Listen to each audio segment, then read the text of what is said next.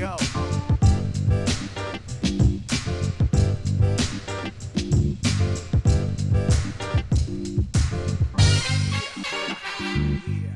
82 is the nothing personal word of the day for November 16th, 2021. 82 is because this show is dedicated to my father, who would have turned 82 today.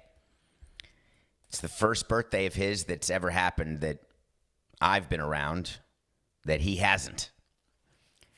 You speak to people about how to think or how to act, what I should be doing today. Do I go visit his grave? Do I speak to my siblings, of course, his widow, my stepmother? But what I was really thinking about today is he used to love his birthdays and used to love nothing personal. And I'm sad today that since he died just 6 months ago or 8 months ago, obviously can't listen to the show anymore unless you believe things that I don't necessarily believe. I certainly don't get a call after every show. But his birthday used to love. And anytime there was a show on his birthday, he'd always be especially interested in the stories of the day, what was going on. Of course, you never know when it's your last birthday. Even if you think you know, you don't really ever know.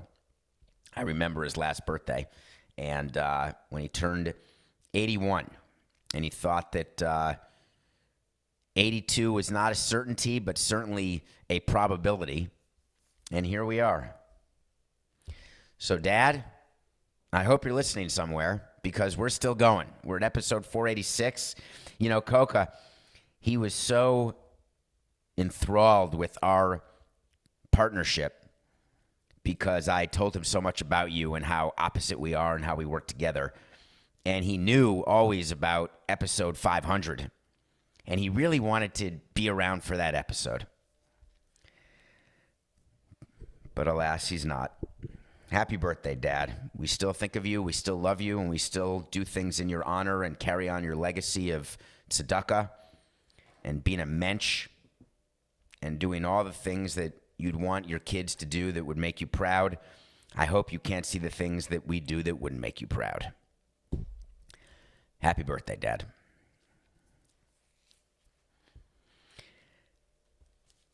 Would you invite your team to a workout off season if you knew you were going to get fined? If you knew you were breaking the rules? Is it breaking the rules if you don't know what the rules are? Hey, officer, I didn't see the speed limit. How could I didn't know I was speeding. I had no idea that you couldn't bring a knife through security. Where would I read that? So I understand that there's certain rules that people should be expected to know. I didn't realize you couldn't murder someone. Well, that's a rule, right? That's a crime. Don't kill people. Stealing, everyone's pretty much brought up knowing you can't steal. Some people do steal. Some people have to steal. But you pretty much know stealing, bad. You get caught, bad. When you do something and try to hide it, it means you shouldn't be doing it. And that's actually a good lesson for everything, both in the criminal code all the way down to just being punished by your parents as a teenager. If you can't tell anyone what you're doing, then you probably shouldn't be doing it. The rule for people in public is if you don't want to read about it on the front page of the newspaper, that's what the old rule, now it's been updated. If you don't want to read about what you're doing on Twitter, then you probably shouldn't be doing it. If you're okay reading about it and it's not going to sacrifice your freedom, go ahead and do it. If you do something that you think will cost you money and you are ready to allocate that money. Alex Rodriguez is, in theory, wealthy, made a lot of money as a player in business. He may have a ton of money, he may not. I've learned long ago not to count other people's money. When you spend 18 years in Florida, you're surrounded by people who look like they're rich, but all of whom are in debt and poor, but they have to keep up appearances. So they're keeping up with the Joneses in a way that is unique to Florida. It happens in other places too, but Florida is really a big one. So I have no idea what's in A-Rod's bank account. Never really mattered to me. And you're saying, hey, David, but he was going to buy the Marlins. Well, no, he was putting the money together to buy the Marlins. He could not buy the Marlins, just like he didn't buy the Minnesota Timberwolves. While he gets the attention for being the new owner of the Timberwolves, you know, as a listener of Nothing Personal, that number one, he's a minority partner. Number two, he doesn't have controlling interest. Number three, he's got no say. Number four, there is a path to control for his partner, Mark. And number five, in order for that path to control to happen, they have to put in a lot more money and give it to the current owner, Glenn Taylor.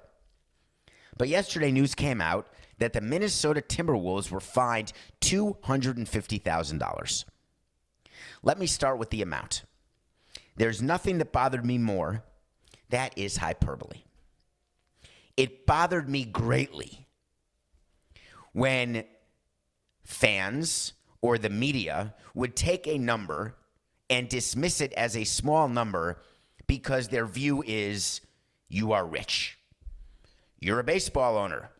Not talking about me, talking about the Marlins. Or talking about Jeffrey Lurie, the owner. Oh, you were fined $200,000? Pocket change. It's under his pillow.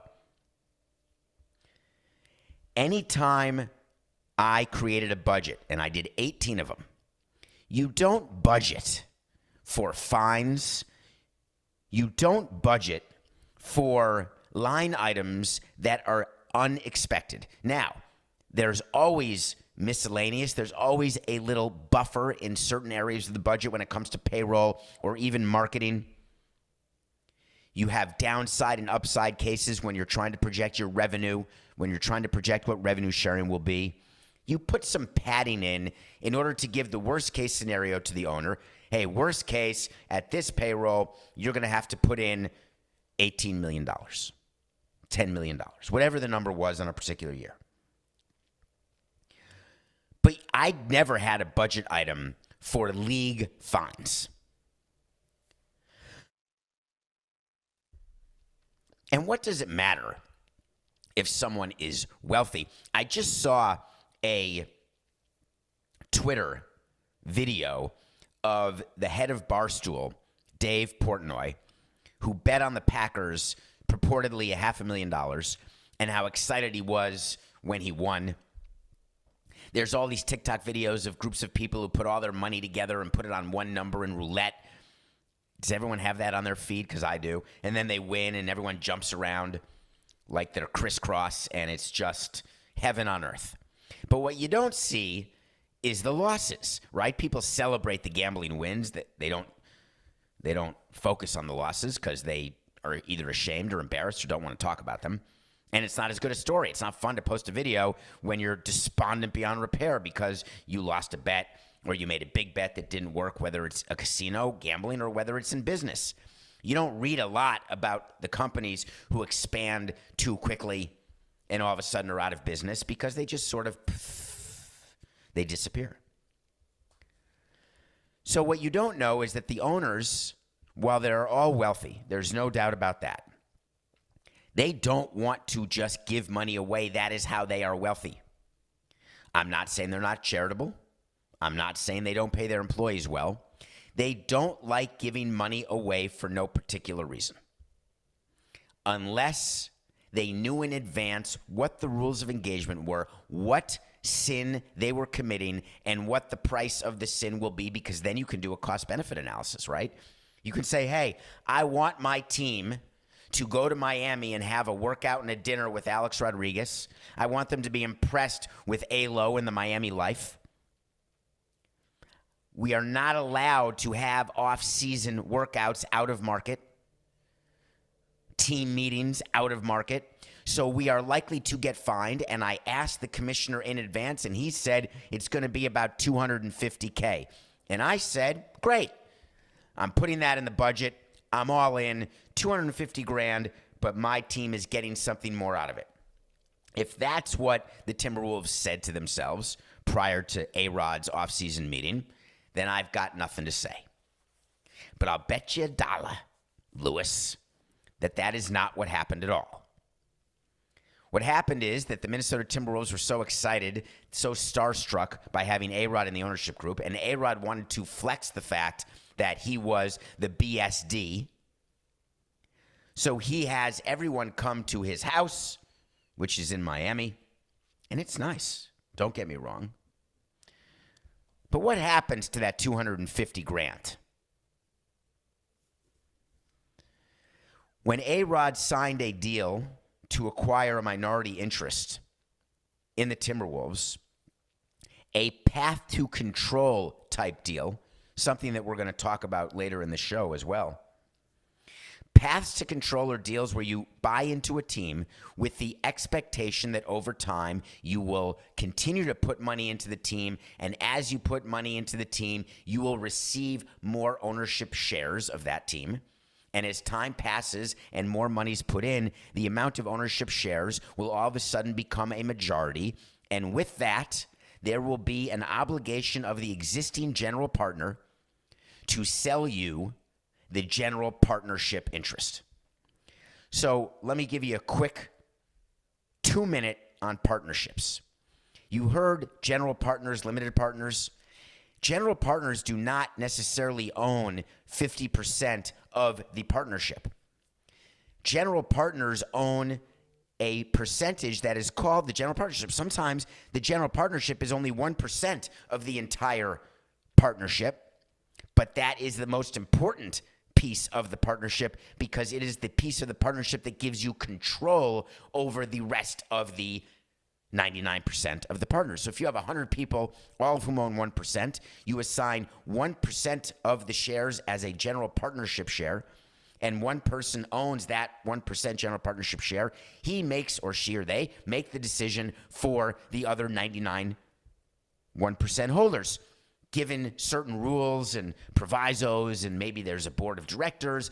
So you can put rules in your partnership, but in sports, being the control person is the big word. That means you're the one who goes to the owners' meeting and has the vote when you need 30 votes or 23 out of 30 to elect a commissioner, 23 out of 30 to have a new collective bargaining agreement. Each team gets one vote. That one vote is always held by someone who is named the control person, and that control person is always the general partner of the partnership that owns the team. A-Rod is not the control person of the Minnesota Timberwolves. He's not the general partner of the Minnesota Timberwolves. He is not the majority owner of the Timberwolves. When the Timberwolves get fined $250,000, that is not A-Rod's money. The NBA goes after the general partner, Glenn Taylor, and says, we're taking $250,000 from you. We'll give it to charity, but we're taking $250,000. And Taylor can only go back to A-Rod and ask for that $250,000 if there is a certain provision in their purchase agreement which talks about things that A-Rod can or cannot do, and if he is found to be in violation of those things, and if there's any ramification or fine or loss of draft picks or any penalty due to the actions of A-Rod, then A-Rod is responsible for those. And those are difficult provisions to put into a contract because you could say, when someone has a limited partnership, and we had a ton of partnership agreements, many different limited partners, two different entities, many different entities actually. There was always a dilution clause. When the team needs money, if you don't put money in as limited partner, you will not maintain your percentage of the team. There are disparagement clauses. There are rules about clubhouse access, about meetings that have to take place, partnership meetings during a particular year, how many, what kind of swag limited partners get, access to tickets. Do they have to pay for the tickets? Yes, they do. Where the ticket's going to be? Are they allowed on the road? Yes, they are. Do they have to pay for their room in the team hotel? Yes, they do. So you outline all of these things. Never once did I have in any agreement what would happen if a limited partner did an action that led to a fine. And as I think back on it, it never occurred over 18 years, so I skated through. But I really needed that. Because if I'm Glenn Taylor, I'm not paying $250,000 for A-Rod. No chance, toilet pants. And by the way, do people in Minnesota actually think that the Timberwolves players are impressed by going to A-Rod's house and meeting A-Rod and being around A-Rod? Do you think the Marlins players genuflect and love being around Jeter? Maybe the answer is yes, but that's not the right question. Will anyone sign a contract with the Marlins and or the Timberwolves because they're so excited to hang around A-Rod and or Jeter? Nobody. Not one player, ever, never. Oh, I'd love to take $2 million less per year and 2 years fewer in guarantees because I get to have Derek Jeter watch me take batting practice. Horse hockey. These players don't give one rat's ass.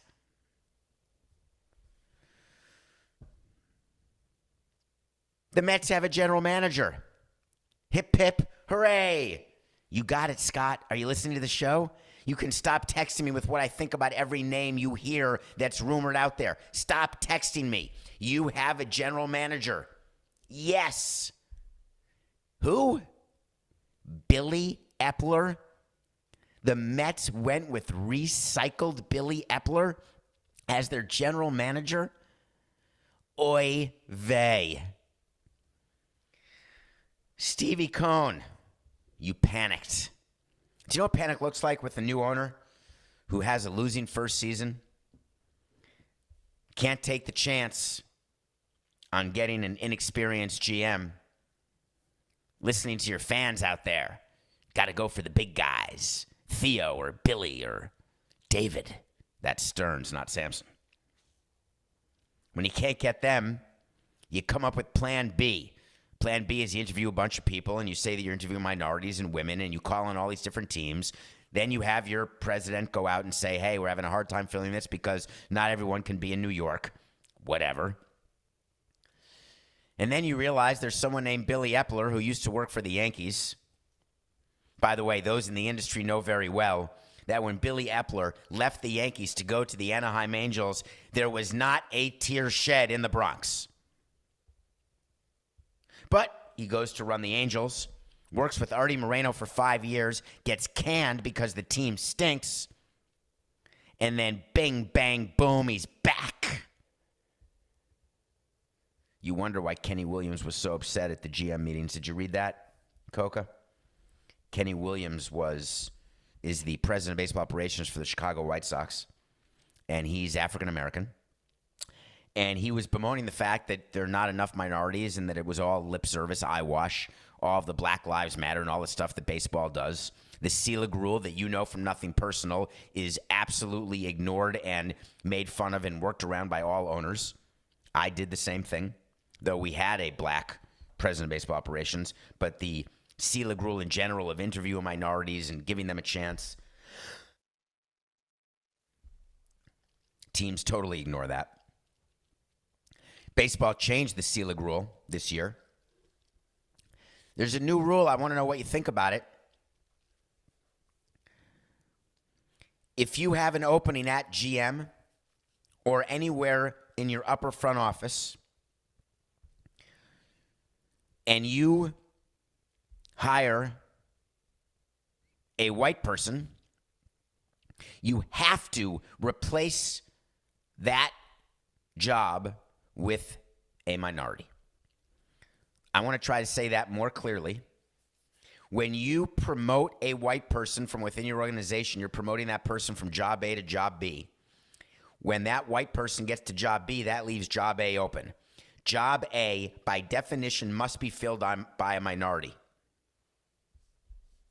That's a change to the Selig rule. They're trying to make it so minority individuals don't just get interviewed and it's eyewash, because that's generally what it's been over the years. So I give baseball credit for trying stuff, but it just hasn't worked. Teams tend to hire young white people. There's a lot of money that's being invested. Michael Hill, my old president of baseball operations, who is now a senior VP at baseball, he is in charge of this diversity situation, and he knows what he's doing. Why another team has not grabbed him to run their team, why the Mets never even called him is beyond me. Maybe Mike wouldn't have taken that job because Sandy was there. Maybe Steve Cohen wasn't comfortable hiring Mike Hill. I wonder what the reason could be. Doesn't much matter because, as a consequentialist, Billy Eppler's there. So Kenny Williams was all upset about how the league is going whether or not it's going to change. So this hire doesn't change anything, especially if what you read is true, that they hired Billy Eppler to be their GM in New York for the sole reason that he's best friends with David Stearns, the president of baseball operations in Milwaukee, who then will come to New York when his contract is over with Milwaukee. Does that sound familiar? Like when Theo had Jared Porter and Zach Scott hired by the Mets, and then Theo didn't end up coming to the Mets? Or Billy Eppler got this job because he's so good at working with pain-in-the-ass owners, the way Artie Moreno is, meddling owners. So if you can deal with Artie Moreno, you can deal with Stevie Cohn. Steve Cohn doesn't know whether he's Artie Moreno yet. Artie Moreno didn't become Artie Moreno day one. It takes time to become meddling. Steve Cohn doesn't know what kind of owner he's going to be. Billy Eppler, a retread coming to New York for the sole reason that MLB or the Mets think that he can handle both New York and what Stevie Cohn is like. Guess what none of that adds up to? A winning team for the Mets. Now, you're going to read a lot about all of Billy's accomplishments with Shohei Ohtani and the extension of Mike Trout and signing of Anthony Rendon. I would just like to point out the following things when we were evaluating general managers and the job they did. It doesn't take a genius to sign the best free agent or to extend at record numbers the best player. It doesn't take a genius to outbid everyone else to get the best Japanese player to ever come out of Japan since Ichiro. The genius is in signing players who outperform once you sign them. The genius is in signing players who fans don't know and the owner doesn't know, and those players help you win. The Anaheim Angels didn't win anything under Billy in 5 years. Nothing. Now, they didn't win under their new GM either last year, Perry Minasian. Minasian? He's their new GM out there. So maybe it's just Artie. Maybe it's just the lack of good enough pitching. Yeah, that's it. But don't worry, the Angels are back at it. Rumors abound that the Anaheim Angels of Los Angeles will be going after starting pitching this offseason.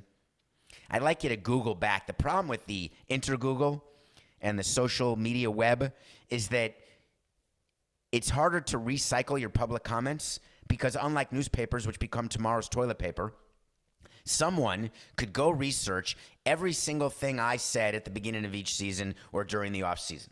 And believe me, I put a lot of things on repeat because we had so many similar seasons of underperformance, lack of performance, and no October baseball. How many times have the Angels over the years said, pitching is our priority? We're going to get 2 starters. We're going to shore up that bullpen. We need pitching. Every year they say it. And then they sign a bunch of people who don't work out. Either they've overpaid them and they stink, or they took a flyer, took the chance, and they didn't make it, which means the people who chose who to take the chance on weren't good enough. So you recycle through executives the way the Angels are. At some point, do you worry for your players and their mental state of being? Interesting. I like that. Yes, you do. And that worry came to pass for the Angels yesterday when Shohei Ohtani, have you noticed the transitions today, Coca? Other than the awkward transition for my dad's birthday today. I think they've been outstanding, but you'll tell me after the show because I can't hear you at the moment. Ohtani of the Angels gave a Zoom interview. He was doing an appearance, and he said some pretty interesting things. They weren't egregious. They weren't not complimentary. What is the word? Controversial. He just said that toward the end of the season last season, he got very tired, and it was very stressful, all the losing. And I started having flashbacks to dealing with the Marlins during the losing years, when we lost 100 games in 2013, when we underperformed in 2016? And when you're in the race through September, you actually are excited because you're playing games that matter. That is the one great stat that, to me, that Jeter has, the greatest stat of all. I believe in his entire career he played one game that didn't matter, which is amazing. Everybody's games matter until they're eliminated from the playoffs, right? So even if you're 30 games back with 31 to play, that game still matters. And then you're 30 games back with 30 to play, that game still matters. But when you're 30 games back with 29 to play, that game doesn't matter. So the Angels had a bunch of games, as always, that didn't matter. And Ohtani just said, it stunk. I'm trying to pitch. I want to hit. I want to be good at both. But more importantly, I want to win. So people are now sort of panicked. And the panic is, will Ohtani leave? Well, I'd like to be the first or second to tell you that players leaving teams has nothing to do with winning. I promise you. They say it does, but it doesn't. Do you know how to make Ohtani happy? Pay the man his money. Pay him what you promised to pay him when you signed him and risk the fine from the commissioner's office. He is being paid $3.5 million this year as part of his first contract, initial contract. He's arbitration eligible again next year and then a free agent. You can extend him right now, rip up his contract, redo it, and pay him more money. Is that what the Angels will do? Not if they're smart. When you have a player playing for you for $3 million who's worth $40, that's how you should be winning games and making the playoffs. Paying a player $40 million to give you $20 million worth of production is how you don't make the playoffs and how your team stinks and you lose money. So don't be ashamed if you're the Angels that you're getting great performance, but at least have a plan ready to go. I would speak to my players. I had so many talks with Stanton and Yelich about this, who got so frustrated over the losing. So frustrated. They were under long-term contracts. They wanted to win more. But they also understood that they signed those contracts free mind, and they did it because that made the most sense to them at the time of signing. When you offer Ohtani what I know the Angels are going to offer him, I assure you Ohtani will take it, and he will forget the fact that there's been all this losing. And what he will say at the press conference that announces his extension is, I am very comfortable with the management and with the owner that they're going to do everything possible to make sure that we are a winning team and that we have sustained winning for every year of my contract. Trust me, that's what he'll say. And his fingers and toes will be crossed the whole time because, wink, wink, he actually won't care. Okay, when we come back, I want to talk about what's going on in Cleveland because there's stuff going on in Cleveland and it has nothing to do with the Rock and Roll Hall of Fame. And we're going to review a movie that Coca will never watch, but I did. Because any movie that combines Love Actually and Die Hard, that's a movie I want to be a part of. We'll be right back. Welcome back to Nothing Personal.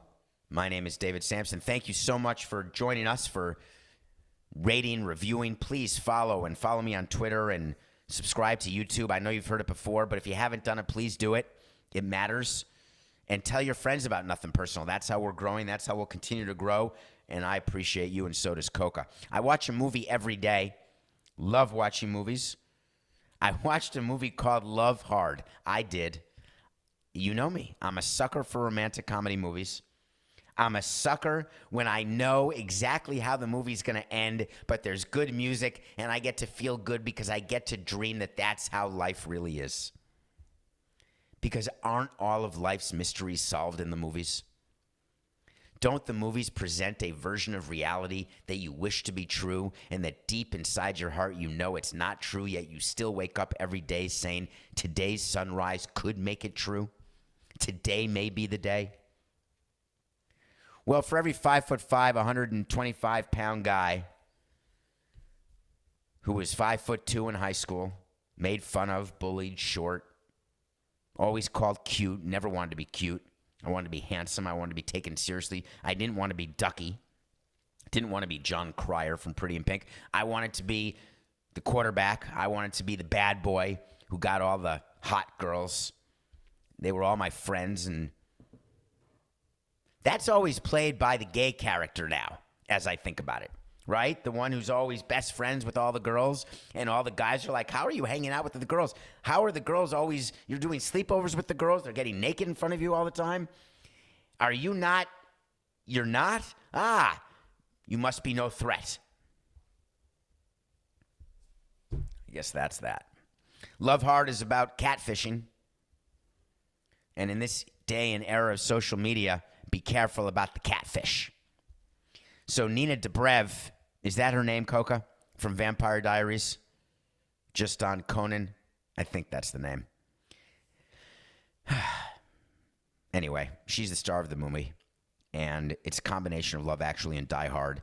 And she falls in love because she wants to fall in love. And there's 1,000 cliches. It is so predictable. Guess what? The person she falls in love with isn't exactly the person she thought she was going to fall in love with. Oh, my God. Shocker. It's called Love Hard. It's on Netflix. I don't want to say I cried, but I also didn't turn it off. I heard from someone that I butchered the name yesterday of Wonder Woman, and it was sent to me in Hebrew, and I read Hebrew, and in Hebrew it's Gal Gadot. So she may pronounce her name Gal Gadot, but definitely not Gal Gadot. So I think it's Gal Gadot, but either way, I'm sorry, Gal, or Gal. Stop that.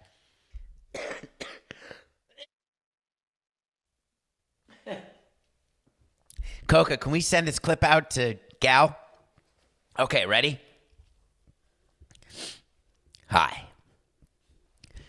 My name is David Samson. I'm the host of the Nothing Personal with David Samson podcast. And if you're free 2 weeks from yesterday, I would very much enjoy to learn how to pronounce your name.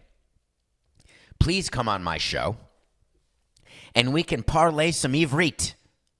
We can even sprechen Sie a little Deutsch. We'll do anything, but I promise I will not get your name wrong. Love, David. Did that work, Coca? Have we heard from her yet? Have we heard from her? Can we call CBS and see if she may be called into CBS? All right, I got some good news for you in Cleveland. Thank God. They are so out of it in Cleveland that it makes me laugh. When we switched from Florida Marlins to Miami Marlins, before the switch was officially announced on 11/11/11, we had all the merchandise done, all of it ready to be sold. It was shipped to stores already. It was on the web. We had cleared all of the intellectual property potential disputes. I had flown to Pensacola to bribe the guy who had the Marlin store and the Marlin logo, gave him tickets to opening day and all sorts of other stuff. You know that story. We covered our bases. We dotted our T's. We crossed our I's. And we launched. Out comes Pitbull. We get the players out there modeling. Everyone's happy. We've got the number one selling hat at that time was the Rainbow M that none of you see anymore because it's been disappeared. However, how can a team in this day and age not have its ducks in a row?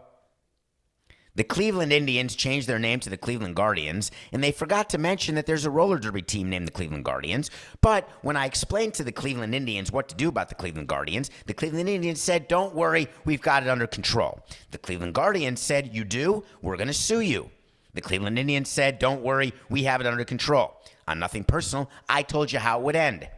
It ends with money and a settlement. What's the deadline for a settlement if you had a guess? If you're the president of a team and you go to your owner and say, hey, we've got a situation here. That's okay, David. Just get it done by 11/11/11.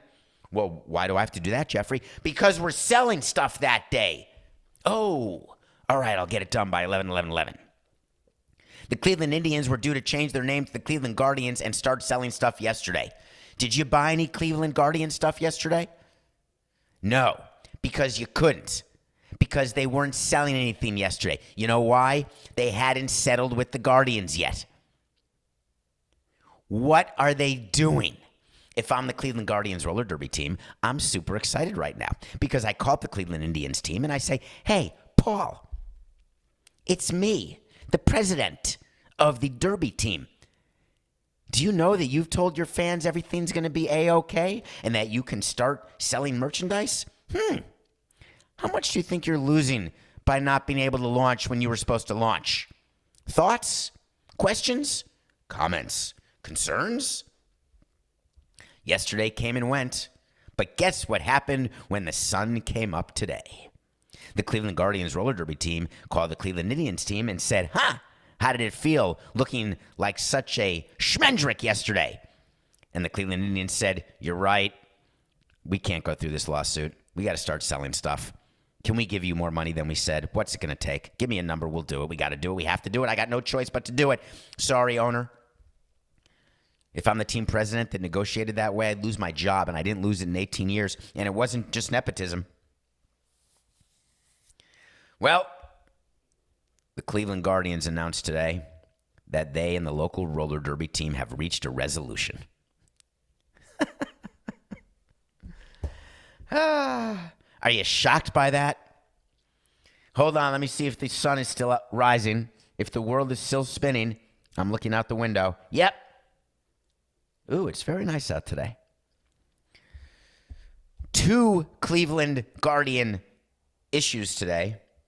Word came out not only that they can start selling stuff a day late. I wonder whether the Indians really thought that the Guardians would fold. Word came out that Paul Dolan, who is the control person of the Cleveland Indians, now Guardians, is looking to sell a large stake in the baseball team. Looking to take some money off the table. He's only 3+3, so it's not like he's old. So what's the real story there? I'd like to explain. When you read about Cleveland selling a minority share, I want to tell you that Cleveland is owned by Larry Dolan.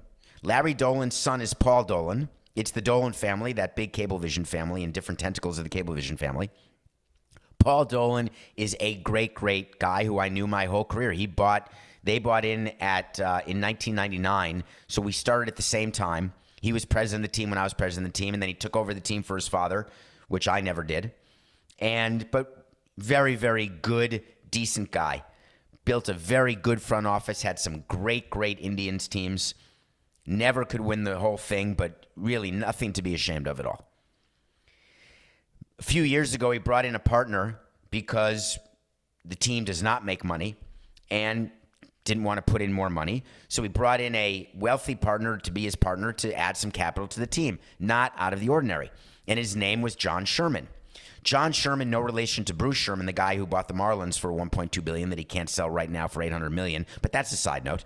Brought in John Sherman. And John Sherman was a guy who always wanted to be a control person. Because in baseball, when you're a limited partner, it's extremely limiting. You don't get to do anything. It's not fun. All it is, it's good cocktail party banter. You get to say, hey, I own a baseball team. And then someone says, well, you're not George Steinbrenner. Yeah, but I own the Yankees. I own a part of the Yankees. Oh, that's cool. That's about it. That's the leverage. It's not like you get free tickets. You get to hang out with Mariano Rivera or anything. So John Sherman comes in, and the thought was that when he came in to buy part of the Cleveland Indians, that he had a path to control. Similar to A-Rod in Minnesota, a path to control is when someone buys a minority stake in a team and increases that stake in a predetermined amount of time. There are rules of engagement during that period of time, what the existing owner can do. You can't trade your best player. You can't buy 10 private jets, whatever the rules are. And then at a certain time, the minority partner becomes the majority partner, the control person, and the other former owner goes away. But before John Sherman could take over the Cleveland Indians, he did something different. He bought the Kansas City Royals. The Kansas City Royals were for sale by the Glass family, and John Sherman said, I'm in. Not unprecedented. John Henry was a limited partner with the Yankees when he bought the Marlins and then the Red Sox, and eventually had to divest his ownership of the Yankees. So John Sherman gets approved to buy the Kansas City Royals, but you cannot own parts of two teams. Therefore, he owns part of the Cleveland Indians and the majority and is running as the control person the Kansas City Royals. What do? It's the famous T-squared, the famous Trump trust. You put the assets on your left side into a trust that you don't control. It's like what Woody Johnson did with the Jets when he became the ambassador to England. He put his shares into a trust that was run by his brother, wink, wink. In baseball, when you own a second team, there's no wink winking because you can't have the owner of the Royals have anything to do with the operation of the Indians. That would not be good for competition. So John Sherman's shares were put into a trust with the understanding that that trust and its shares would get liquidated and sold as quickly as possible. So what the Indians do is they undertake a process to value those shares. They come to an agreement with John Sherman, who already owns another team, and they say, hey, I bought the Royals for $1 billion. I think the Indians are worth $1.2 billion. I own 50% of the Indians. Give me $600 million. Paul Dolan says, I don't think the Indians are worth $1.2 billion because if you don't sell your share with my control share, you're only selling a limited partnership piece. I think you're only going to get $400 million. I'll give you $400 million for your 50%. John Sherman says, I'm not going to lose $200 million. We're going to get it appraised. We're going to work together to get the shares sold. Guess what? Those shares have not been sold yet. And Paul Dolan has retained an investment bank, the MLB Inside Investment Bank that everyone retains, even though they add no value, but they charge a lot of money, called Allen & Company. Allen & Company is run by Hank Greenberg's son, Steve Greenberg, who's a great guy, but I did it all on my own. It's not like you're selling a very complicated semiconductor company that you have to sort of figure out who's in that market. When you want to sell a baseball team, you stand on top of the highest mountain and you yell at the top of your lungs, "Hi, we're for sale." And people flock to you like bees to honey. Do bees flock to honey? Like mosquitoes to my ankles. So Paul Dolan hires Allen & Company, and they put together prospectus, and they put together numbers in a war room, which is an expression for where documents are, but now they're all virtual because it's all electronic. And they explain their fee that way, blah, blah, blah. But why does Paul Dolan think that he can get more than the $400 million for John Sherman's 50%? Because Paul Dolan is telling people, you know what? I'm willing to sell my shares too. That's a whole different ball of wax. When the control person is willing to sell control of the team, the value of the entire team goes up because control is what the ego wants, and these are ego purchases. So Paul Dolan says to John Sherman, I want to get as much as I can for your shares, and I'm going to sell my shares with your shares. We're all going to make more money, and I will give a much easier path to control with this new owner than I gave to you because you already got the Kansas City Royals. You're fine. Let's find someone else who wants to run the Indians. Hey, A-Rod, anyone have his number? So that is what is going on with the Cleveland Guardians. God, that's a lot of Cleveland coca. Nothing personal pick of the day. We are 151 and 134. We went 2-1 yesterday. God, the Niners just crushed the Rams. The Rams lost their first road game. Everyone said it was too good to be true. When something's too good to be true and the Rams are only giving 3.5, it means they should have been getting 20. But we had a Arozarena as the AL Rookie of the Year. We had Jonathan India as the NL Rookie of the Year. So if you bet that, you're a winner. 151 and 134. Tonight is the Manager of the Year for the American League and National League. Let me give you my picks on that, if you don't mind. The National League Manager of the Year is a runaway, unanimous, whatever you have to lay if you want to make the bet, there's even a market. Wouldn't it be amazing if Mike Shildt, the fired St. Louis Cardinals manager, won? So he'd be the second fired manager to win Manager of the Year after our guy Girardi in 2006? Not going to happen. Craig Counsell, the other finalist with the Brewers, NGTH. The absolute winner, which will make my wait to see that San Francisco will sweep the Manager of the Year and Executive of the Year awards because Farhan already won Executive of the Year. Tonight, Gabe Kapler will win Manager of the Year. The American League's a little tougher. The Tampa Bay Rays under Kevin Cash, he could win Manager of the Year and should win Manager of the Year every year. The Seattle Mariners were a surprise. Cervais, he's a finalist. Scott Service. Nope. The winner is your pennant winner, Dusty Baker. Dusty Baker took a team that by all accounts should not have been as good as they were. He held it together dealing with PR and fans And you need a calm, cool, collective manager who's willing to take the heat from the players. Dusty Baker will win American League Manager of the Year. On the court today, I'm going to watch the Warriors play the Nets. While you were sleeping, the Warriors have become maybe the best team in basketball. And the Nets have struggled because Harden can't get to the free throw line 20 times a game because the NBA officials are calling the game differently because the rules changed. And every time he goes up for a shot, he can't kick his legs out and get 3 free throws, which was another way to see that we said was going to happen, and it did. The Warriors are getting 2.5 from the Nets, and people are going to be scared. That's not enough. The Nets are way better. No, they're not. The Warriors are a better team. The Nets have a better player, Durant, although Curry is certainly seeming like the MVP right now. So I'm taking the Warriors plus 2.5. Baker is the American League Manager of the Year. Eppler as the National League Manager of the Year. And just like that, the show's over because I got to get online and buy some Guardians merchandise right now. It's just business. This is nothing personal.